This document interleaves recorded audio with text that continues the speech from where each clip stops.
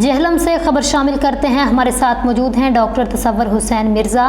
ان کی رپورٹ کے مطابق معظم ویلفیئر فاؤنڈیشن نے پچھلے سال کی طرح اس سال بھی ایک پروقار تقریب کا انعقاد کیا، جس کے مہمان خصوصی اسسٹنٹ کمشنر کوآرڈینیشن حافظ زبیر یونس تھے۔ ان کی آمد پر پھولوں کے گلدستے پیش کیے۔ اس موقع پر جہلم کی سب سماجی تنظیموں کے نمائندوں نے شرکت کی۔ اس کے علاوہ لائنز کلب کے ممبران نے بھی خصوصی طور پر شرکت کی۔ پروگرام کی کارروائی باقاعدہ تلاوت قرآن پاک اور نعت رسول مقبول صلی اللہ علیہ وسلم سے شروع ہوئی۔ اس سال بھی 94 خاندانوں کو خود کفیل بنانے کے لیے سلائی مشینیں، موٹر اور سٹینڈ کے ساتھ دی گئیں تاکہ وہ بجلی کا استعمال کر کے زیادہ سے زیادہ کام کر سکیں۔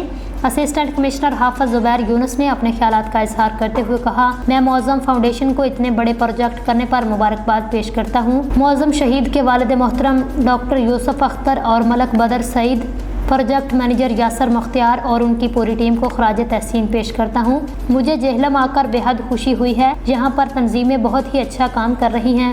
اسٹیج سیکرٹری کے فرائض پروفیسر حسن نے سر انجام دیے۔ تنظیموں کے نمائندوں میں محمد عمر بٹ، چوہدری فیصل امین، عبدالغفور چوہان، لائن محمد آصف، چوہدری بدر سعید، احمد رضا، سعید احمد، شکیل سیٹھی اور دیگر تنظیموں اور شہریوں کی معزز شخصیات نے بھی شرکت کی۔